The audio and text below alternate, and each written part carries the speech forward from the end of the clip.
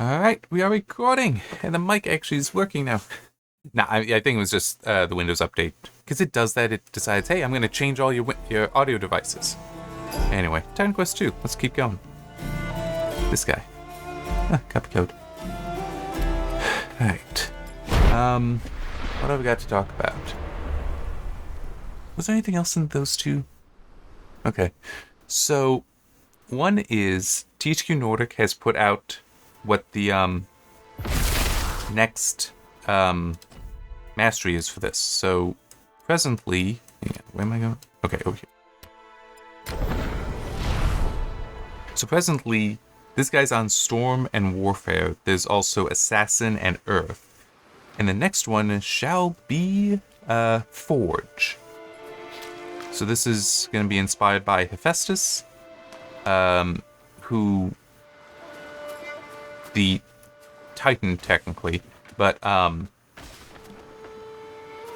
he is a Titan, but he was the god of artisans, fire, all that. He's actually kind of interesting one for multiple reasons. He is a cripple. It is interesting. I did see when looking him up that there's different reasons given, but one of the stories is that he was thrown down from Olympus by Hera, who's his mother, whose father is apparently sometimes varies. But in any case, Hera threw him down, and this broke his legs, and they never actually healed, despite him being a Titan. But what he ended up doing, though, was building two automatons, two robots, one of gold, one of silver, that would just carry him around his workshop. So it was actually really neat in that regard, which also, I think it's in Hades 2 you see him. I don't have the game, and I'm not too terribly interested in it, unfortunately. But, and this is part of the reasons why they put him in a wheelchair, and it's like, no, the dude built robots to carry him. He doesn't need a wheelchair. He does that. It's like, that's more impressive to me than a wheelchair, okay? And it's also the whole, well, wheelchair is what you'd see somebody today in. This is Greco-Roman mythology. We're talking about something literally thousands of years old. Why are you using something as anachronistic as a wheelchair? And again, it's far more impressive. He built robots to carry himself around. So anyway, Forge is going to be inspired by that. So it's going to have various passives, active abilities that will enhance weapons and armor while in combat. There will also be devices you can throw out, like traps, and some of these can be imbued. So, for example, there's a blade trap. They made multiple references to that, so that might be one of the primary abilities for it. But it can be imbued with electricity. You've got lightning like this. So yeah, it sounds like it'll be interesting. And it's also I like Hephaestus. He's kind of cool. He's also interesting because I'm trying to remember exactly why it was. That might have been it. That might have been it. The relationship with Hera was never that great for him. At one point, he wanted revenge on her and something else. I'll get to that. So he built a trap, essentially, for her, a splendid throne, and when she sat in it, it actually trapped her there. She couldn't leave it. And this, it was intentional. He was trying to prove a point to her, but also he did want something. He wanted a wife. Specifically Aphrodite. Yeah. And they ended up being married, so despite all the stuff Aphrodite did, because she got with a lot of people.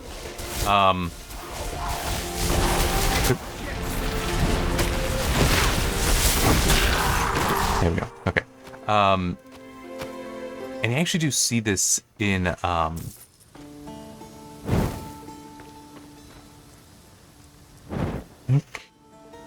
yeah, that's it. Okay. In Ubisoft's Immortals Phoenix Rising, I think that's the name of it.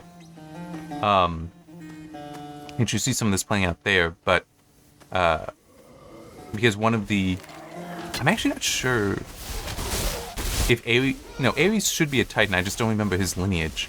But basically, the main love affair that Aphrodite had with another Titan was with Ares, and I think that you do actually have in that game there are references to those two having their affair and trying to hide it from Hephaestus.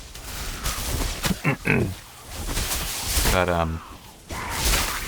yeah, no, he's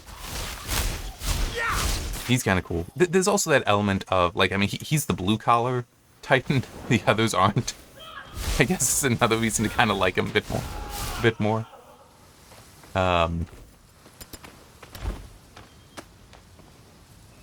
Okay. One thing, though, not mentioned, and it's like, I mean, well, true. Maybe they're still holding back on this. But because Hephaestus built robots, in theory, this could be a way to get pets into the game. And I am looking forward to that. At least as far as I do believe that we will get pets at some point. Because pet builds are interesting. I would like to see that here. I haven't actually played it for a while, but in Titan Quest 1... What is it? Okay. It's just that. Last two characters I made there were both for both pet builds. Because, in theory, a pet build can be very strong. Unfortunately, Titan Quest 1 does one thing that's rather annoying, which is that there's basically no general stats that improve the pets. It's only like stuff you find on equipment that boosts pets that improves them at all. I'm hoping that they don't do it that way here. But it's just, I don't understand how somebody could play either of these games melee only. I really don't. So that's why I'm playing ranged here, even though I am, it's like, yes, I've got a melee weapon on this guy. That's what's currently equipped even. But still, I don't see how to play it that way, and pets are kind of an in-between.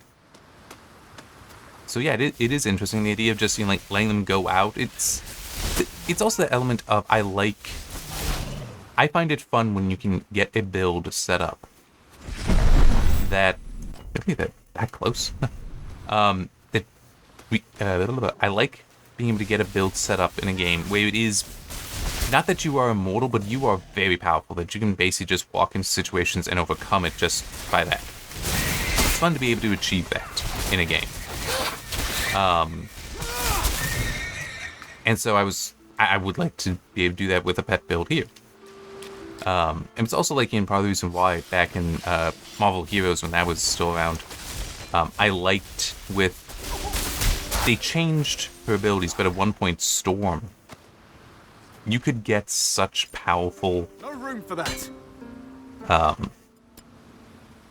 auras going, where basically if you just walked on the screen, everything but bosses would die. It was awesome. I love that.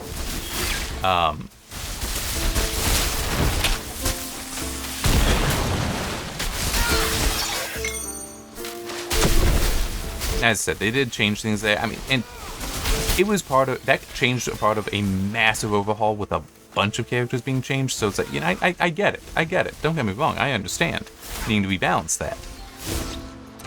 But pets, I do just see as something that can also get you there. That's not better. It's 10 levels higher. True, there is the additional armor, but I don't think it's enough.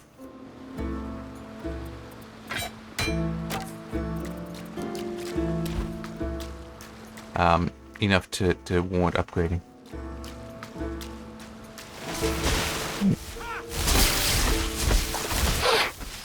Yeah, and so even with this, how I'm getting the lightning strikes, I like that. If that could be amped up even more, oh, I'd love it.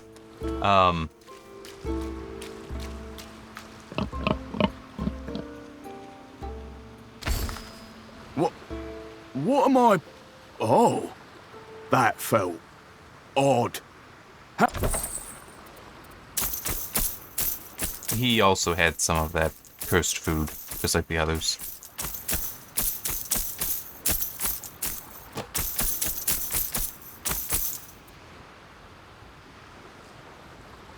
Nah.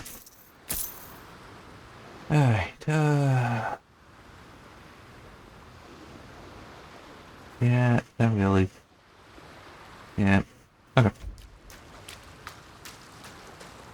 I don't remember if I actually... Oh, no, I can walk up here, but... Ah, there's even something to sell. Well, something to pick up and potentially sell, I should say. But, yeah, so... It's that hopefully we will get pets in here. Hopefully they will be fun. Walk it.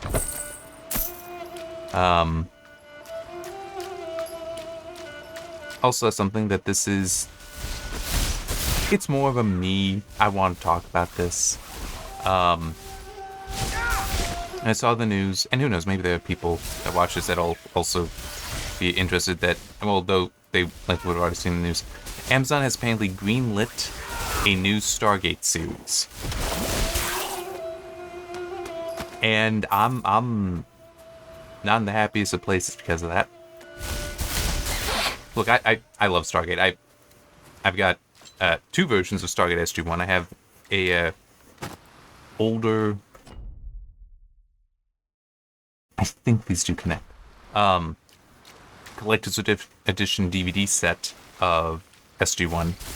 But also... I don't remember exactly when. I ordered the complete Stargate Blu-ray set, which... Because I wanted Atlantis as well. Stargate Atlantis, first spin-off. And it's like, the pricing was fair enough that it's like, yeah, okay, I'll get that. So I've also got the Blu-rays of SG-1, Blu-rays of Atlantis, and Blu-rays of Stargate Universe, which I don't think is that good. I can talk about that. Okay.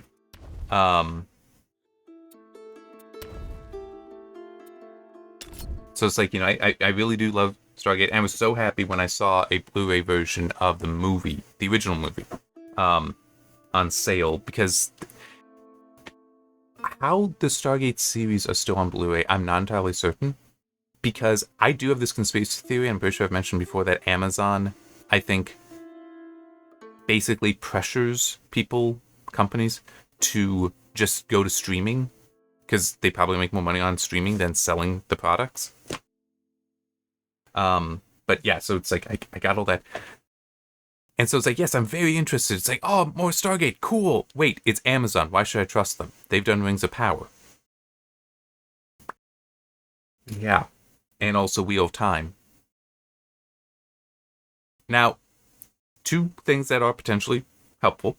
One, it has been stated, even though Amazon actually stated the opposite in their press release, it is not a reboot.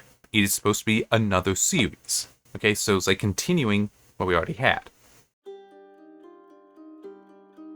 I appreciate that insofar as, at least in theory, they have canon they need to respect. If you've seen Rings of Power, you know they don't actually give a shit about canon, but...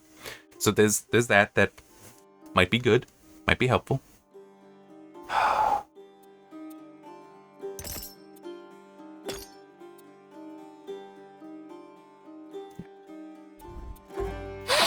What do we got? I don't think that's... I mean, don't get me wrong, I like the health there, but... Oh, this would be better.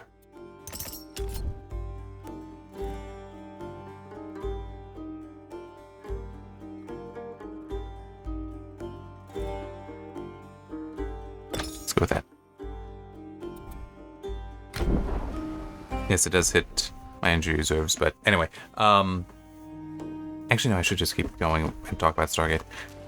But yeah, so it's like, in theory, yeah, maybe because of that we will be in a better shape. All right.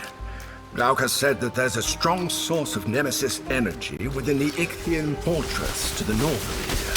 But we're approaching the center of the Ichthians' military strength. Be wary.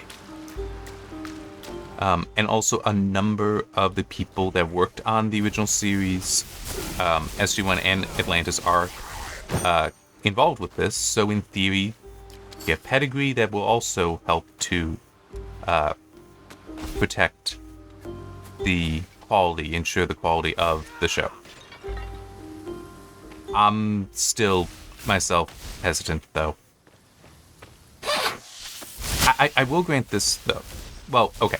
At the moment, which is just the it's been announced stage, not the preview stage or anything like that, I would be willing to, right now, I would be willing to take a look. But they can start putting out previews and such, and might be like, you know what, no, this isn't it. I don't want to watch this. Although I will also grant that there's a part of me that's tempted to be like, no, I will watch it. And then I'll review it. I can say I've got my one other channel where I'm doing book reviews. I can review this. I can do that. I can sit in front of a camera and just go off and taking notes while watching and go off about how, yeah, this is garbage. Or, yeah, this is great. I mean, either way, it's just I am prepared for it to be trash, because why would I expect anything else from Amazon? By the way, for anyone wondering how it is that Amazon would have this decision, did they purchase MGM, or was it just the catalog? Either way, they purchased the MGM catalog. They have ownership of the MGM catalog. And so, yes, they get to decide things like that, because it was an MGM product. I don't remember if it was a MGM product from the beginning, or if it got purchased by MGM.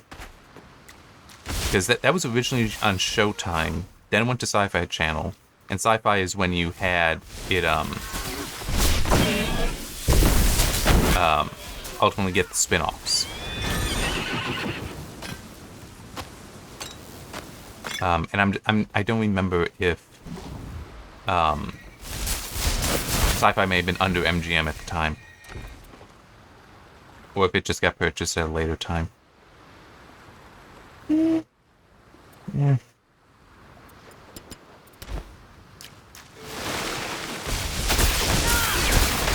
But yeah, that's also why Amazon has control over the Bond series of films, because that ultimately was purchased by MGM. Because it wasn't... Who was that under originally? I don't really remember, but yeah, so that's how they have... They had partial control of Bond for a long time. Then it got... one of the daughters of one of the original producers still had control, still had rights over it, but has since sold that. So Amazon has complete control over Bond, which... Ooh. I mean, just... Amazon is not in the business of making anything. They're in the business of selling stuff, and they're also not in... Well, they're not in the business of making things, right? Including stories and such. Okay, so they don't necessarily have the people, they don't necessarily have the talent to make the appropriate decisions to ensure that they're good stories. Now, granted, this is something Hollywood itself is struggling with at the moment as well. But that's kind of all the same thing, in that it is also... a lot of the studios and such, they're not being run by people who understand stories, who understand the value of their own products even, and are just Carrying too much. Trying to maximize money. No room for that. Even when it's like, yeah, no, what you're doing is crap. The whole, you can tell something is producer's notes. In that the producer today is just a money person, technically.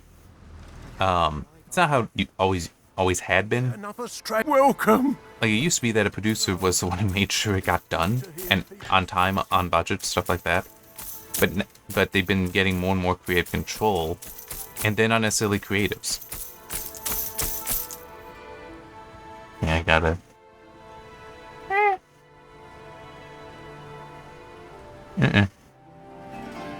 That's weirdly colored.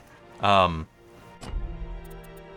Amazon would also be in that kind of place, in that they would be producers, but they if they're taking creative control of stuff, that, or they're just giving creative control to people that shouldn't have it, same difference, unfortunately.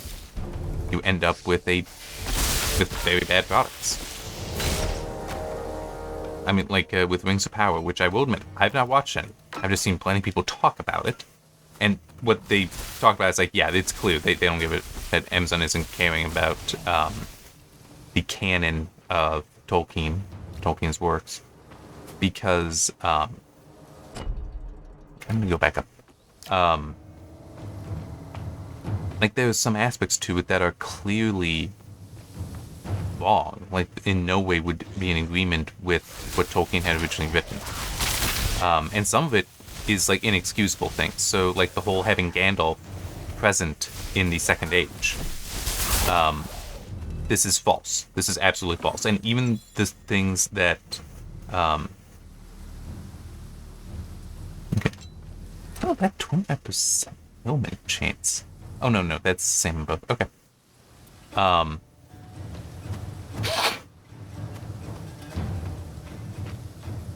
Even they purchased the rights to the appendices of The Lord of the Rings. Hey, I know, that sounds weird. They bought the appendices? Yes, they bought the appendices. They did not buy access to the Legendarium, which would be the Silmarillion and such, right?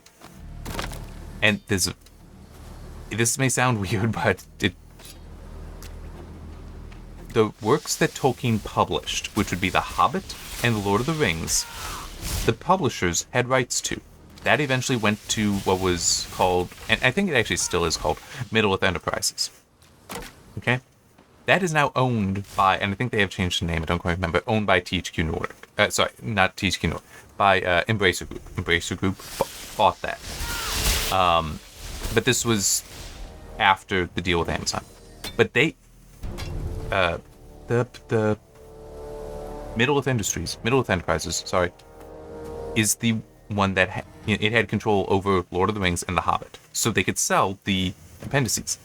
The Tolkien family at the time still was the one that had full rights over everything with the Silmarillion, so that's everything Second Age, right? Except for the stuff in the appendices, which Silmarillion would have to align with. They weren't selling it. They were not giving access to any of that. At least not while James? No. Christopher Tolkien, one of J.R.'s sons, who was a writer in his own right, not necessarily on the same level, but a writer in his own right, and clearly had a love for his father, was dogmatic in protecting his father's works. And he is the one who actually compiled the Silmarillion and all the other stories, and also all the other notes and such, everything. He did that after his father's death. And he was incredibly protective of it. So yeah, he didn't allow it to be sold to anyone really, and certainly not Amazon either. It's worth noting that J.R.R. didn't like the idea of his books ever being made into films. Okay, because he didn't feel they could ever translate correctly, that you could ever have a film truly capture it. And there are many good arguments to make that is true. That even the trilogy, the Lord of the Rings trilogy, doesn't live up to the books. In many ways, it doesn't. That doesn't mean they're not good movies. They are still good movies, but as adaptations, it does not mean they're that good. Anyway, in the appendices of the Lord of the Rings, it does state when the wizards came to Middle-earth, and they were all during the Third Age. But Rings of Power was set during the Second Age, and they put Gandalf in there. Gandalf, who also doesn't know. I mean, all sorts of nonsense there. All sorts of nonsense.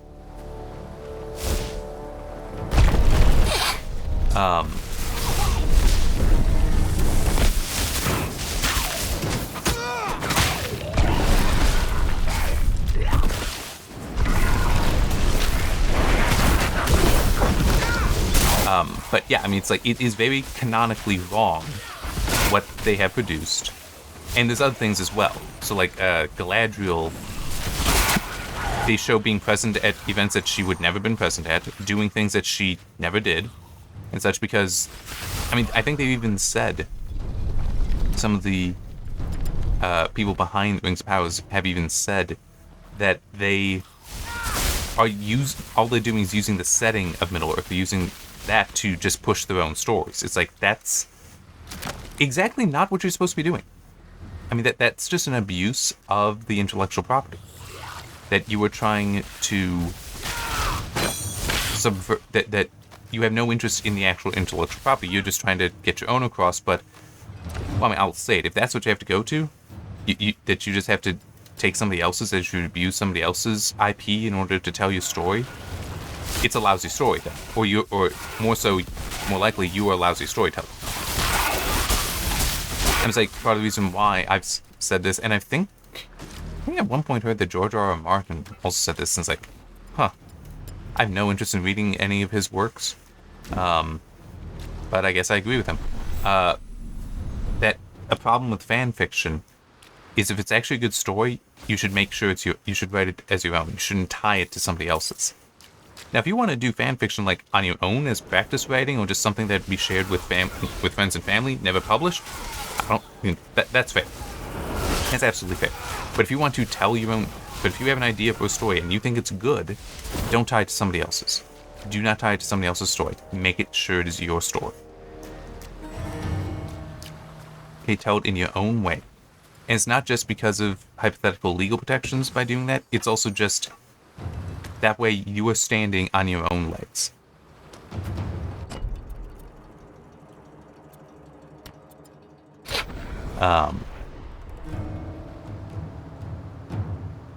Yeah.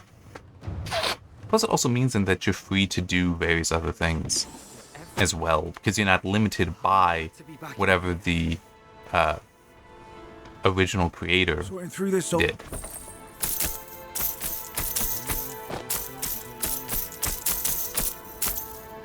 Actually, I should have looked at that first. Okay.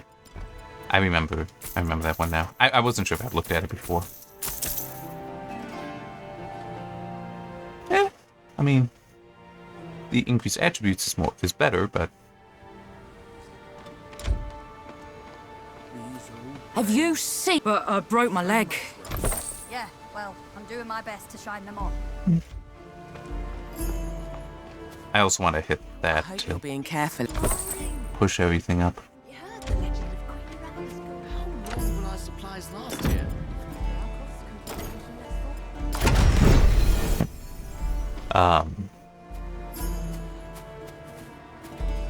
Yeah, so coming back to Stargate, I'm concerned.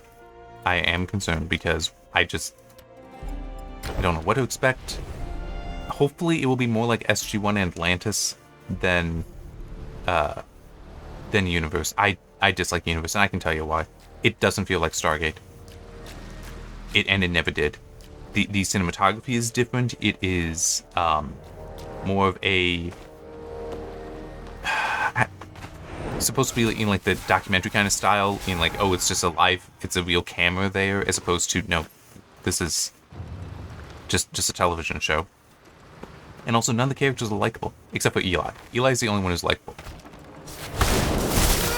But it's like, you watch SG-1, it's like, all the main characters are likable. Right? You like Jack, you like Daniel, you like Tilk, you like Sam. You like, Hammond, General Hammond. You like, I'm blanking on Taylor Rothry's character's name, the Doctor. I mean, you like her. She's not in as many as... I mean, she would... Well, no. She didn't need to be in more than she was in, but she was good, and I don't remember times she wasn't good in the ones she was in. But yeah, I mean, you like them. Even Jonas Quinn, you like. And, well, he had issues. Right? I mean, there were issues with that character, but, you know, it's still... You know, he was fine to have in there. He was good to have in there. You liked him, but all you got with Universe is Eli. Everyone else has some sort of critical flaw, some reason to not like them, or to come to really dislike them. Like at one point, the Colonel in it just kills a guy because it's like he's such a problem on this ship that's like, well, I can't keep, or he either kills him or just abandons him. I don't remember. You an enemy to King of Tides, yes? Our leader. I enemy of him too. I will. We're friends.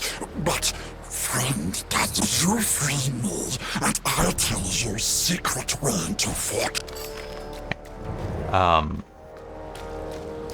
Yeah, I mean, and even with Atlantis, I will grant, mainly it's just Shepard and McKay to like.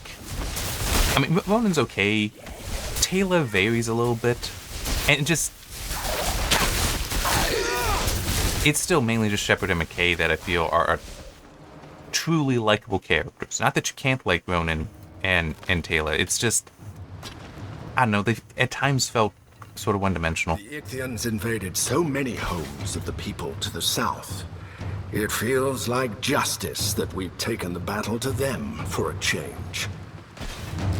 Yeah, and even McKay, his character is also annoying, but you come to like him. And I can't recall any such character like that in the universe. It's just Eli, so yeah. It doesn't feel like Stargate, because it isn't. I think it's the safest way to put it. The things that worked in SG-1, the connection, the liking of the characters there, the liking of the main team, and it also applies to Atlantis, because Atlantis does a good job with it. The universe doesn't do it. So that is also a reason why I'm concerned with a new Stargate series, is that in theory, even if they, it might be a, yes, we're going to be true to Stargate. Yeah, Stargate universe. It's like, well, I don't like that. I think that it is not a black sheep like Deep Space Nine is for the 90s Star Trek. Okay? And that is a black sheep. It is unlike the others. But it is more of a, you're seeing a different... Thanks. Not a warrior, not a follower of King of Tides. King of Tides drives our warriors south to kill humans for the god. I just want to swim far away from here. Make new life. Ask. My knowledge. You seek dark animals. Yes, King of Tides built statue of goddess near King of Tides throne, deep in fortress. King of Tides is Ichthian leader. Took power when I was hatchling. He forced me to help the shaman, Eyes of Pearl, prepare bones. I told Eyes of Pearl I was not happy. Didn't like Eyes of Pearl betrayed me. If you see him, a blind can't help shaman boil the bones of any more friends. Can't see any more skeletons walk behind the waterfall. A secret. Thank you. I hide. I know that derailed me a little bit. I'm just trying to remember what specifically was I was talking about. Yeah, that's right, the comparison. Yeah, Deep Space Nine, yes, it is something of a black sheep. Because an aspect of TNG is the whole crap. What is it referred to as? Post-scarcity. I mean, it's technically the Federation is supposed to be a post-scarcity world anyway, but that's something that comes and goes depending. It's really funny. The whole they don't use money. Yeah, they do. Like even in Voyage Home, in the novelization at least, there's a reference to them having familiarity with money, and then suddenly we get the whole Kirk lying, saying that we don't use money in the future. Well, that killed me. But no, and in the previous book, and this is also in the movie, there's negotiation over the price of chartering a ship. Clearly, there is money there. It seems like that is just there.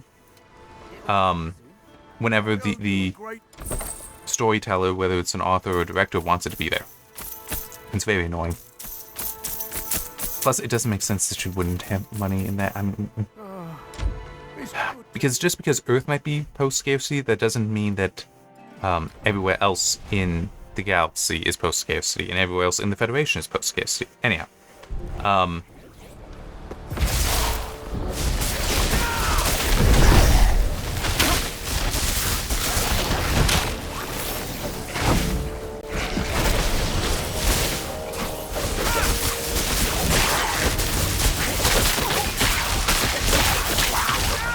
also you're seeing, that outer edge of the Federation in Deep Space Nine. You're seeing people having to interact with species that are not part of the Federation. Skeletons. As if the living kind wasn't bad enough. You're seeing all that, and it is a different take on it, but it's still valid, and they do tell some very good stories as well. I mean, yeah, but Universe... We need to find a way past these fortifications to get to the Nemesis energy to the north. But Universe, I mean, even the cinematography is different than what you get in the other series. That's how different it is. So, yeah, and also some of the characters, like there is at least one episode where they brought in Richard Anderson to play General O'Neill, and he doesn't even come off how he normally does. Like, much more aggressive than that character typically is, and just... Yeah, yeah. Plus, there's also the whole aspect of this, they're technically on old... So, okay. Those of you that do know Stargate, part of the canon for SG-1, and this expands out to the others. This place... the Ichthyans never stop sinking to new lows. Is there's a species, they're the ones who actually built the Stargate, called the Ancients, and hyper advanced. Like, they would only be like what? Well, no, there is no other species as advanced as they are, despite them having died out millions of years ago. The one exception would be the Ori, but the Ori and the Ancients are technically the same species. They just had a schism millions of years ago, and yeah, but it's still technically all the same species. So, yep. In the universe that is largely set on a ship that was built by the Ancients, okay? But it's supposed to be itself millions of years old. Like, it's old even amongst ancient technology. And yet, despite that, it has a bunch of advanced stuff that you don't see anything the like of in Stargate Atlantis, which is set on Atlantis, which is basically the newest ancient technology to exist. So, yeah, it got problems with that, because it's technologically, it should be a prequel, but in other ways, it seems to not be. Also, some of the functionality of the Stargate itself doesn't seem to make much sense. I mean, yeah. Again, as far as just timeline of when, like, it seems to have these features. Why is it that we get there are other Stargates that are supposed to be more advanced than this, and yet are not? It's weird. It's just weird.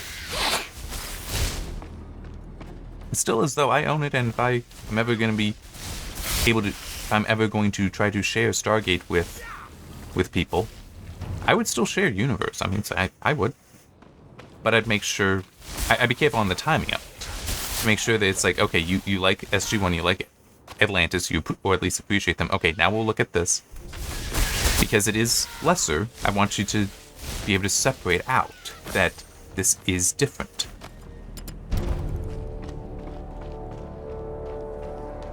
Okay. This does stop here. Yeah, so we'll see. We'll see. And it will also be interesting to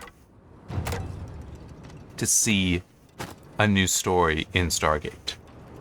Because at the end of SG-1, technically even at the end of Season 8, yes, humanity was basically the dominant species in the galaxy. Okay, that we were the most successful, most powerful and all that. And by the time you actually end the series, so after Season 10 and the two TV movies that they did, Arc of Truth, which is really just wrapping up how Season 10 ended, because it didn't completely end on a things are resolved. I know it's right there, so I'm going to pause for a little bit. And then Continuum, which is more so actually like wrapping up older things that didn't really need to be wrapped up, to be honest. It is like, no, humanity is the dominant species in the galaxy. You still have the Jaffa Nation. You still have the Tok'ra, and in theory, the Nox are out there somewhere. But you've still got all that, but we are dominant. It will be interesting to see, because there's still room for a lot of exploration there. You've also got the Lucian Alliance that can be a problem. But even just seeing that, and at that point, do you decide to tell the world about the Stargate? Because, I mean, that actually could be a legitimate question there. And maybe that could be what these series is about, is figuring out the best way to introduce the people of Earth to the galaxy. I'm just trying to think, how would you want to do that? Because both the Tok'ra and the Jaffa look human. The Jaffa, however, because they are a warrior culture, that could get dangerous to introduce them. And I mean, yeah, plenty of them you could trust, but still say this might not be the best ones to introduce. But the Tok'ra, maybe. Tok'ra you might be able to trust better. With that, the Tok'ra are also schemers, so maybe that wouldn't be bad. It'd be neat if they could just find the Nox again and be like, hey, could you be our quote-unquote first contact? What do you mean? You've already contacted us and plenty of other species. We mean our people. Because, the Nox will be fine. It's like, no one's going to be able to hurt them, and they're not going to hurt anyone else, so you know that. And it's like, maybe that'd be right. But you could do that, and that would be interesting to see how you do that. How you start introducing the world to that, and then what issues may form there as well because of it. It could be interesting. But I do think one thing, it should be, if you were to go with this kind of storyline, it would need to be intentional, okay? Not there's an invading armada coming. No, it shouldn't be forced. It should be SGC trying to figure out with others how to introduce it. How to introduce the people to aliens.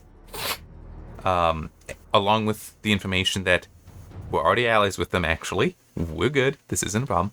How do you do that? That could be very interesting. It would also serve for, because I know they like to do the arcs going across a season, which is also a bad idea, because procedurals, where it is just episodic content, that's what SG-1 was for 10 seasons. Atlantis for 5 seasons. You do also have arcs in there, but it's like that. That's the stuff that actually works. Like, hey, anyone, television, that model works where you have just procedural content. Every episode doesn't necessarily tie into something larger, but it is still good content. It's like that does work and keeps, I mean, remember, we had series going for 20, 25 episodes a season. We even had some series in the past, this would have been decades ago, 30. Okay? More than half a year, you had every week a new episode coming out. That's what we used to do, and it worked. So, anyhow. Part of the reason why they diminished that was to give the actors more time to do other things, such as movies. Anyhow. Also, today, special effects, but you could do that, but you'd need to keep the procedural element as well, but you can keep that arc of how are we going to introduce people to this? How are we going to manage their first contact? One thing that would be a valid way to explore that and keep it kind of procedural would be, I don't remember the name of the episode. It might have actually been First Contact. But there's a TNG episode, Star Trek The Next Generation, where, actually there's multiple like this, but there's one particular where they believe that there's a world that's about to achieve warp, and that's once they achieve warp, then we meet them. That's when First Contact occurs.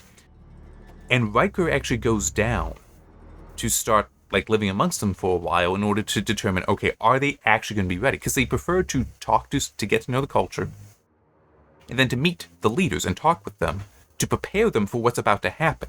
Because First Contact will be for everyone, but they need to make sure that the leadership is okay with this as well, and to make sure that everything goes smoothly. Things don't go smoothly in the episode, but still, you could potentially have that happening on Earth in a hypothetical Stargate series, where you have Jaffa already there, living amongst them, living on Earth, learning the culture. You have Tok'ra, doing the same thing. Lucian Alliance was already... Well, actually, no. Lucian Alliance could still be interesting, because they were humans, but they're the former slaves of the Goa'uld. So to let them live on Earth for a while and basically see freedom that way, as opposed to freedom where you basically just become the Goa'uld yourselves, and how you behave, that could actually, again, be very interesting and powerful. So you do that to build up to finally the reveal, and we have had some living here, so they know your culture and can speak with them. In SG-1, there's actually at one point a reference because Teal'c, former Jaffa, he was raised believing that the Goa'uld were gods and all that. After he eventually lost that faith, because they weren't, left the Jaffa, left the Goa'uld to join SG-1 to fight the Goa'uld, and the system was all that. He actually studies, there's a reference to him studying the different religions of Earth. They actually read the Bible, and I don't remember which it is, if it was Jack or Daniel. It was like, wait, you read the Bible? Like, just, why would you do that? I wouldn't have thought that. It's like, well, it's one of your core documents to one of your major religions. Of course I'm going to read this and try to learn from it. And it's just like, that could be a fascinating thing to explore as well. Just the whole, them, especially for the Jaffa, because they basically lost their religion. They haven't lost their traditions and cultures, but they've lost their religion. Introducing human religions to them, and how do some of them take to that? Because it's also in... Would it be season 9 or 10? But the aspect of they have lost their religion, and so trying to get a new one, they end up, because of one main guy, taking the Aura religion. It's like, that's actually a very reasonable event to do, that they crave a new religion, because they were so used to having one, they've had to leave, and now they need to find another. It could be very fascinating. I don't trust Amazon to necessarily do that.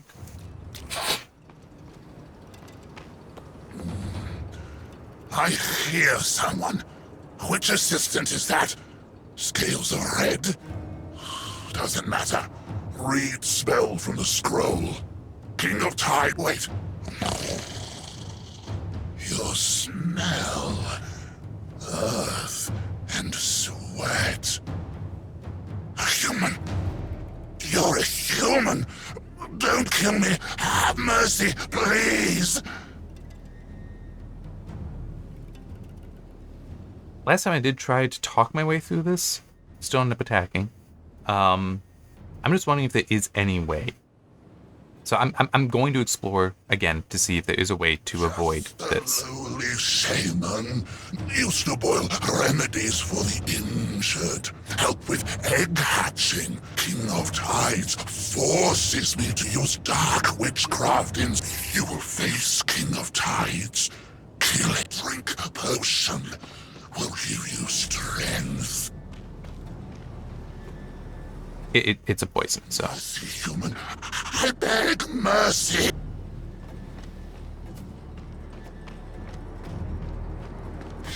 That's actually just how to progress. For whatever reason, I forgot that the minimap does show things. I was thinking for whatever reason that goes there.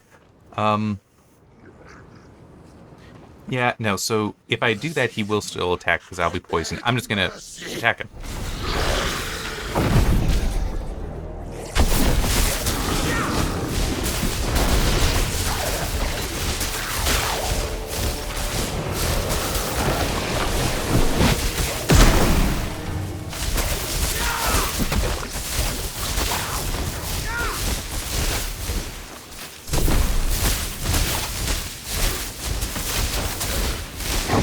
To wait.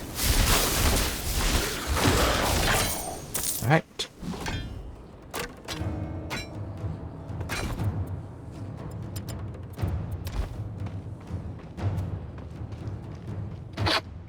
I am thinking I will stop when getting to the next checkpoint, and there is at least one more, because I know there's one outside of the fight with the Ichthyan King.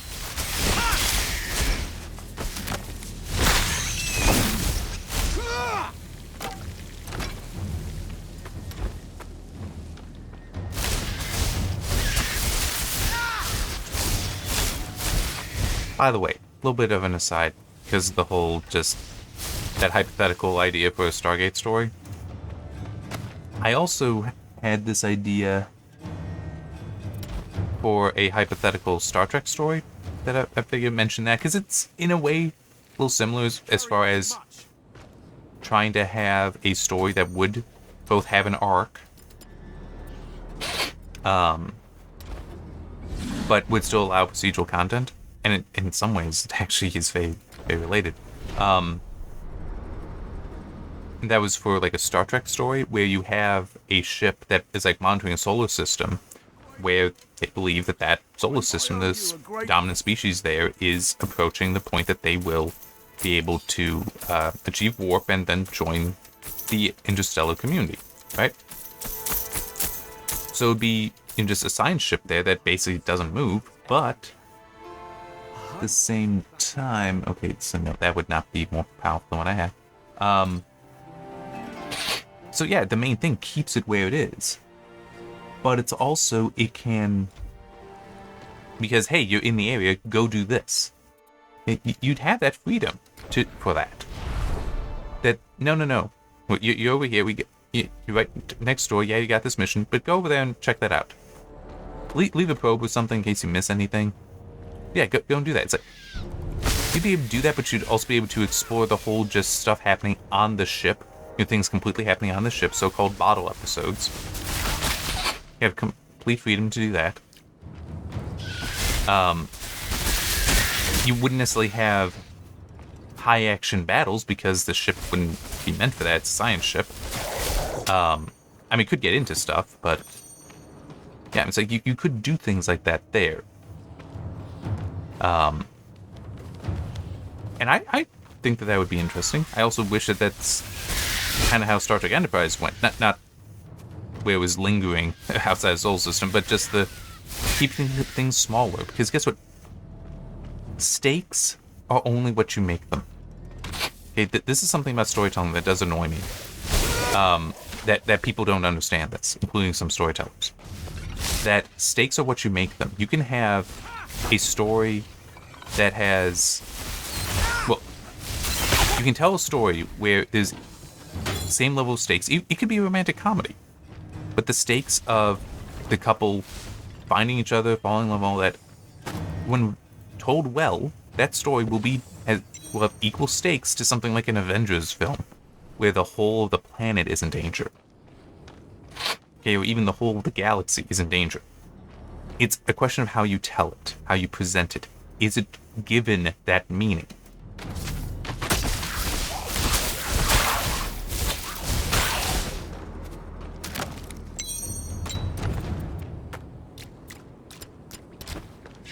If it's given that meaning, then yeah, you don't need to worry about increasing the stakes. The worry needs to be just presenting them correctly, maintaining them correctly.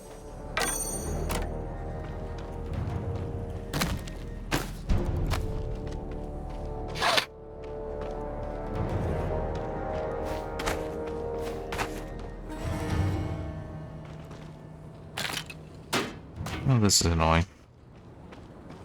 There actually is something that... There's a mission that ends there, and it's like, well, I haven't found it yet, I guess. The start of it, anyway. But yeah, I mean... So coming back to the Stargate stuff, it's... You can achieve these things. You can do these things. You just need to have the vision for it, and the respect and humility for it, even. Out of those accursed caves.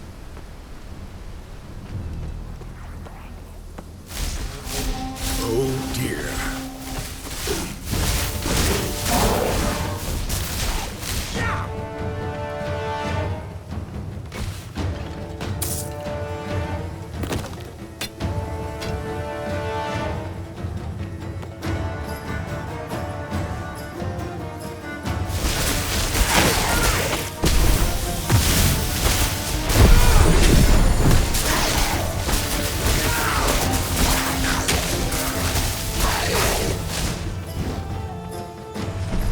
Good. I said I would be stopping. I will just, clear this.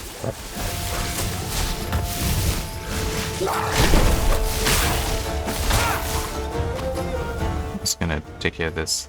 Come on. There we go. I knew that. I knew I was it.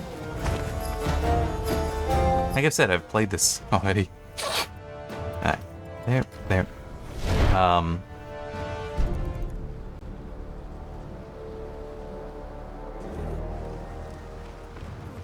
I'm just trying to think, is there anything more I can really say about the whole stakes thing?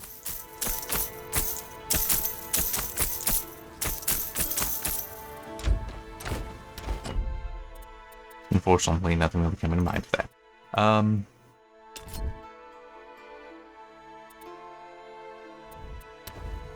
That's already maxed. Don't... No. Actually, wait. No. Oh, okay, no, because it would be +9 lightning damage overall. But the other stuff, too. I don't think there's actually anything there I want. Improving this may be good, though. Well, actually, no, improving this would be good. Let's go with that.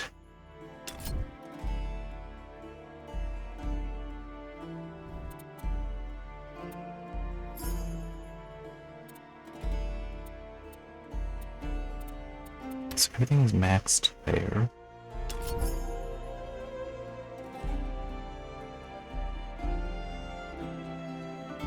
That actually would be neat.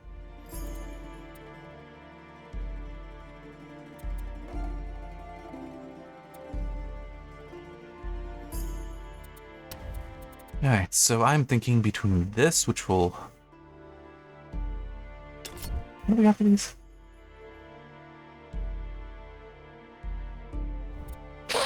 This actually would be very powerful. No, I'm gonna go with this. The reason being, I keep forgetting to use the barrier at times. So just having the health regeneration will keep me alive longer. Alright.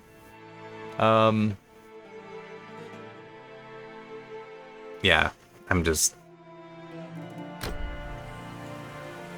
My mind is wandering a little bit.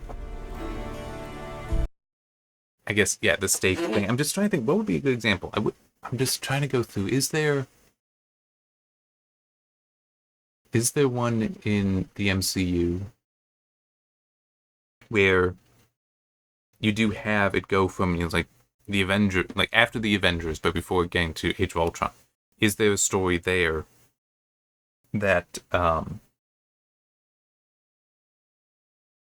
where you do have the smaller stakes, the lower stakes? Well, supposedly lower stakes. And it's like, in a way, Winter Soldier, because, I mean, yes, you are trying to save the world from the helicarriers. I don't remember the name of the project there, but it's also about Bucky. It's about rescuing Bucky.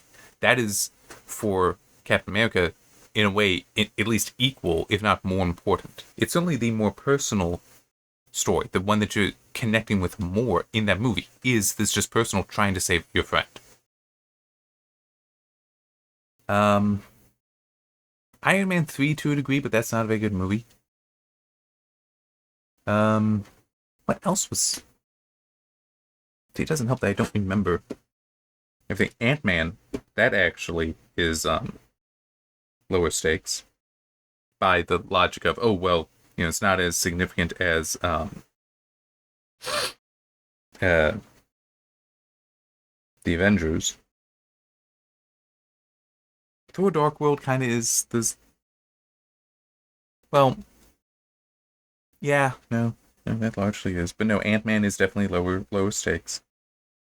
But it is personal stakes. And this movie is still crafted in such a way that you care, that they matter to you just as much as in the Avengers.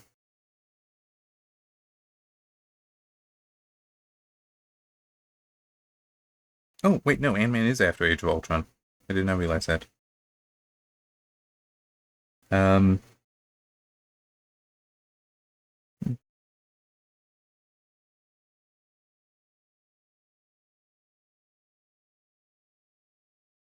just continuing to look at the list. What? Why do I... Ah, that's why. Okay. Confused by that. What else have I got where it's... The stakes are potentially lower?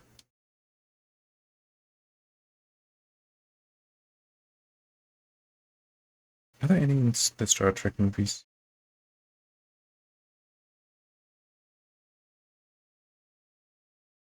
I mean, technically, from the Star Trek the Motion Picture to Wrath of Khan is technically a lower stakes story than Khan is less of a threat than V'ger. So, yeah, but that it's not quite the same.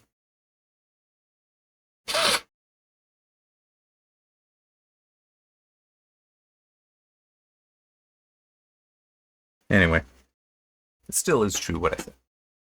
So yeah, we'll just see what ends up happening with that Stargate series, the new one. And one of the things they also mentioned about Amazon just screwing things up, I had ordered August 31st a copy of the Lawrence of Arabia 4K Steelbook because Sony decided to do a limited edition reprint of what was already a limited edition because they're stupid.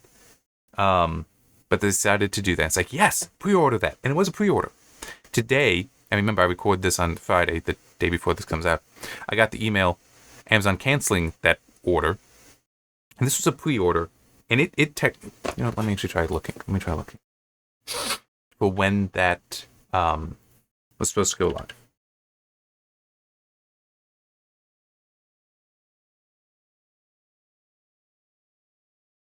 Okay, limited edition reprint was supposed to be available September 26th, 2023. I placed my pre-order on August 31st. It is November 21st when they canceled it because they ran out of stock. Okay, that's how screwed up it is. And that Amazon should not have allowed as many pre-orders, or they should have been like, Sony, you're making more. Or whatever to just ensure that all of us who placed pre-orders, we got it. Now, fortunately, because it was already hey, you're not shipping this, you know what? Let me look. I found someone else that was selling them. They were full price instead of marked down. The pre-order I got in there was actually at like $27.14 versus about $50. I spent the $50 somewhere else and got it within a week from placing that order, while the pre-order ended up being canceled months later. So, yeah, frustrating. But it's like, yeah, Amazon doesn't always make good decisions. Neither does Sony. Okay, shame Sony for doing such silly things as limited editions like that. I mean, it's Lawrence of Arabia. How do you not make sure that the 4K version of that is just continuously available? It's Lawrence of Arabia. It's one of the greatest films ever made. At least, there's some films that are definitely better. I've got plenty of films that I would say are better than Lawrence of Arabia. But it is still a crown jewel kind of film for its quality, for its cinematography, for what it achieved, what it accomplished. How do you, that should be, for Columbia, which is owned by Sony, it should be no, this is a major thing. This should never be a time this is off of shelves. Except, if it's off shelves, that's because somebody bought them all. Bought the last one, and we're going to put more on there. That's how that movie should be. And to help put this in further context, I recently ordered the Steelbook set for Ghostbusters 1 and 2, that's also Columbia. That's also Sony. It's also the limited edition Steelbook reprint. That came out in 2023. I got that like a week later. I do just the basic free shipping. I don't have Amazon Prime. But it's still, I got that in like a week. That's Ghostbusters. I get that more people might be familiar with Ghostbusters, but Lawrence of Arabia is a more important film than Ghostbusters 1 or 2. And it's also, I bought that specific set because I'm okay with, I enjoy Ghostbusters 2. I know Ghostbusters 1 is better, but I could still get the outside of the Steelbook, both movies separately, both like exact same discs separately. I can still do that. Can't do that with the Lawrence of Arabia 4K. They don't have it in just a basic plastic case.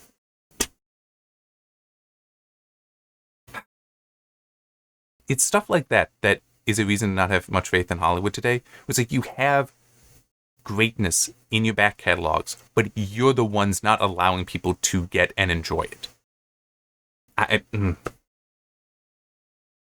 don't need to go off on this rant. I really don't need to. I don't need to. I shall, well, yeah, I'll probably still record a video next week, even though it's Thanksgiving.